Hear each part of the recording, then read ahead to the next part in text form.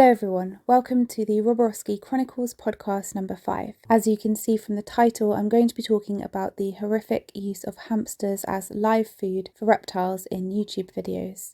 I want to start this podcast with a disclaimer because in this video I'm going to be talking about a topic that could be very upsetting and distressing, so please judge for yourselves whether or not you want to listen to this.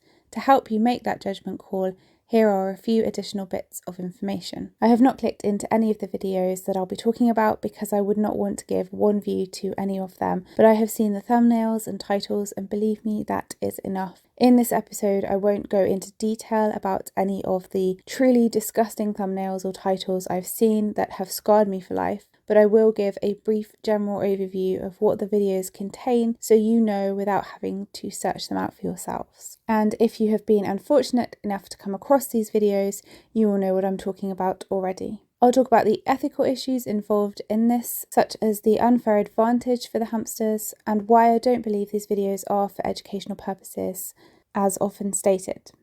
And that is the disclaimer. For those unfamiliar with the subject I'm addressing, I'm referring to a truly disgusting section of YouTube that features videos showcasing the live feeding of reptiles. It appears that live hamsters frequently feature in these videos.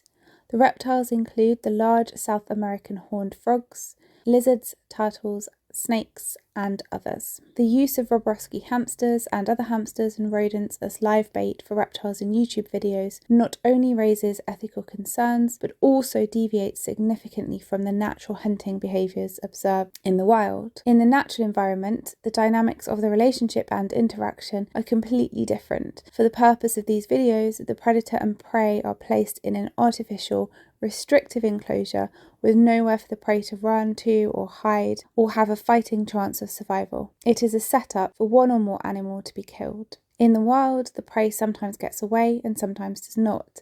In the wild, they can at least follow their natural instincts to run and or hide. In the artificial environment, they cannot follow their natural instinct, which makes it extra horrific.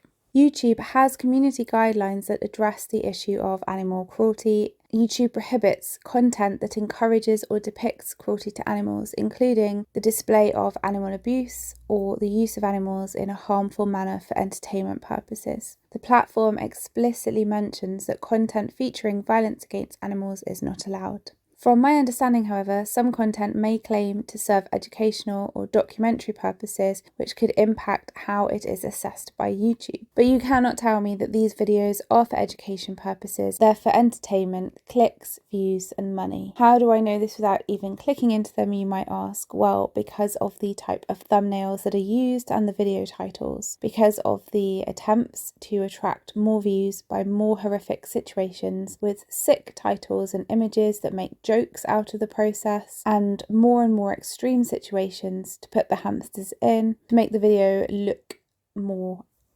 interesting, entertaining. I can't quite imagine how anyone could find that entertaining to watch. I can't say any more without going into detail, but it is truly disturbing. And whilst I know that there are, of course, predators and prey, I personally think it takes a certain type of person to get any pleasure out of watching these kinds of videos. Obviously, being captive is highly distressing for the hamsters. This kind of content can also have various adverse effects on viewers. Continuous exposure to videos depicting live animal feeding may desensitize viewers to the suffering of animals. Over time, individuals might become less sensitive to animal welfare concerns and lack empathy. If live animal feeding videos are not appropriately addressed, they could contribute to normalizing the idea of using animals for entertainment, which goes against ethical principles of responsible pet ownership. Misleading or irresponsible live animal feeding content may provide inaccurate information about animal behavior, dietary needs, and overall care. And this, of course, can mislead viewers who may then adopt those inappropriate practices in caring for their own pets.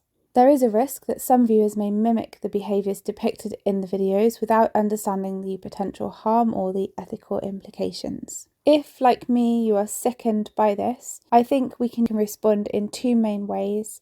One, not to click on the videos or to give them views. I personally could not stand to watch something like this. And 2, we can report the videos as violent or repulsive content, animal abuse. This literally takes a couple of seconds. There is also the option to add a comment when you make the report, so you can make a stronger case for opposing the video if you wish. I'm sorry to have to make this podcast episode. I really hope that more people can speak out about this cruelty and that these videos can be removed and prevented. Thank you for listening, and I will see you in the next video.